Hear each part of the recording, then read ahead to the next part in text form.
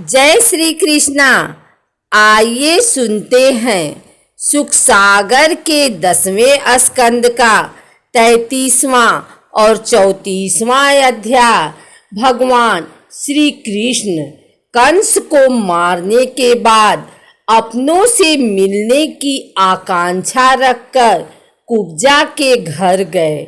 भगवान श्री कृष्ण को देखकर विविध उपचारों से कुब्जा ने उनकी पूजा की। श्री कृष्ण ने उसकी कंकड़ से सुशोभित कलाई पकड़ अपने पास बैठा लिया और उसके साथ क्रीड़ा करने लगे।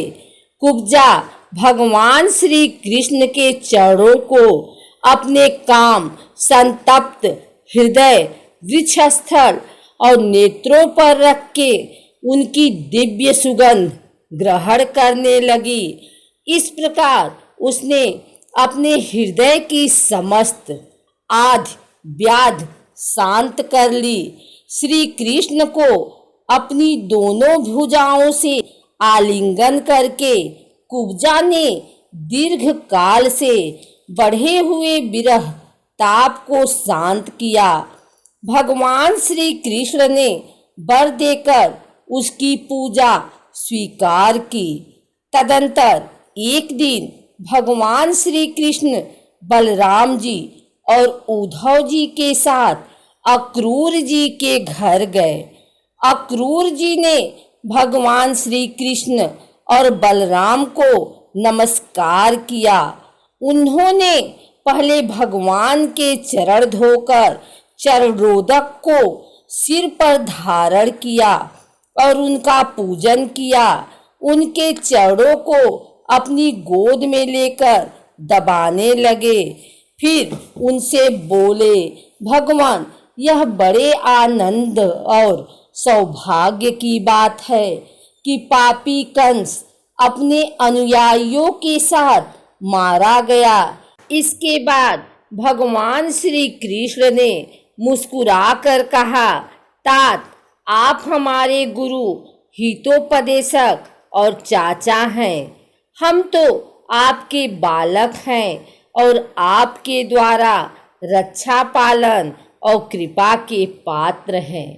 चाचा जी, आप हमारे हितैषी सुहृदों में सर्वश्रेष्ठ हैं।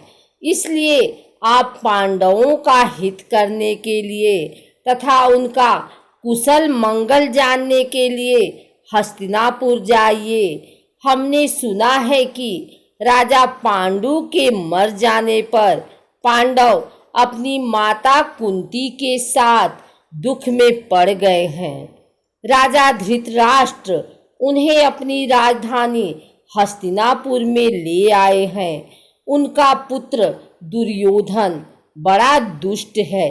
इसलिए आप वहां जाइए और मालूम कीजिए कि उनकी स्थिति कैसी है। आपके द्वारा समाचार पाकर मैं उसके अनुसार उपाय करूंगा जिससे उन्हें सुख प्राप्त हो सके। अक्रूर जी को आदेश देकर भगवान श्री कृष्ण बलराम जी और उद्धव जी के साथ घर लौट आए। 34वां अध्याय प्रारंभ। श्री सुखदेव जी कहते हैं, परीक्षित, भगवान श्री कृष्ण की आज्ञा अनुसार अक्रूर जी हस्तिनापुर गए। वहां वे पहले धृतराष्ट्र, भीष्म, विदुर, कुंती, ब्राहिका और उनके पुत्र सोमदत्त, द्रोणाचार्य, कृपाचार्य, कर्ण, दुर्योधन, द्रोणपुत्र अश्वत्थामा, पांचों पांडव तथा इष्ट मित्रों से मिले। उन्होंने देखा कि धृतराष्ट्र में अपने दुष्ट पुत्रों की इच्छा के विरुद्ध कुछ भी करने का साहस नहीं है। वे शकुनी आदि दुष्टों की सलाह से ही काम करते थे। अक्रूर जी को कुंती और विदुर जी ने बताया कि दुर्योधन आदि ने पांचों पांडवों को प्रभात क्षेत्र में जलाने का प्रयास किया था, परंतु भगवान की कृपा से बच गए। अब तक दुर्योधन आदि धृतराष्ट्र के पुत्रों ने पांडवों पर कई बार विषपान और बहुत से अत्याचार किए हैं और आगे भी बहुत कुछ करना चाहते हैं। कुंती ने पूछा कि श्री कृष्ण अपने फुफेरे भाइयों को याद करते हैं या नहीं। अक्रूर जी और विदुर जी ने कुंती को उसके पुत्रों के जन्मदाता धर्म, वायु आदि देवताओं की याद दिलाई और यह कहकर कि तुम्हारे पुत्र अधर्म का नाश करने के लिए ही उत्पन्न हुए हैं। उन्होंने कुंती को बहुत तरह से समझाया और सांत्वना दी। अक्रूर जी जब मथुरा जाने लगे तब राजा धृतराष्ट्र के पास आए। अब तक यह स्पष्ट हो गया था कि राजा अपने पुत्रों का पक्षपात करते हैं और अपने भतीजों पांडवों के साथ पुत्रों का सा व्यवहार नहीं करते हैं। अब अक्रूर जी ने कौरवों की भरी सभा में श्री कृष्ण और बलराम जी का संदेश पढ़कर सुनाया कि आप अपने भाई पांडु के परलोक सिधार जाने पर ही राज सिंहासन के अधिकारी हुए हैं, इसलिए अपने पुत्रों और पांडवों के साथ समानता का व्यवहार करें। इसी से आपका यश इस लोक में और परलोक में फैलेगा। यदि आप ऐसा नहीं करेंगे तो इस लोक में आपकी निंदा होगी और मृत्यु के पश्चात स्वर्ग को न जाकर नरक भोगना पड़ेगा। धृतराष्ट्र बोले, मेरे चंचल चित्त में आपकी यह प्रिय शिक्षा तनिक भी नहीं ठहर रही है, क्योंकि मेरा हृदय पुत्रों की ममता के कारण अत्यंत विषम हो गया है।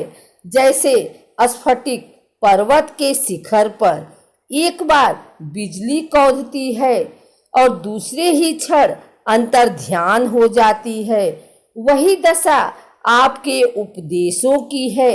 सुना है कि सर्वशक्तिमान भगवान पृथ्वी का भार उतारने के लिए यदु कुल में अवतीर्ण हुए हैं।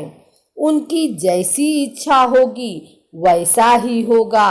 इस प्रकार अक्रूर जी महाराज धृतराष्ट्र का अभिप्राय जानकर और कुरुवंशी स्वजन संबंधियों से प्रेम पूर्वक अनुमति लेकर मथुरा लौट आए।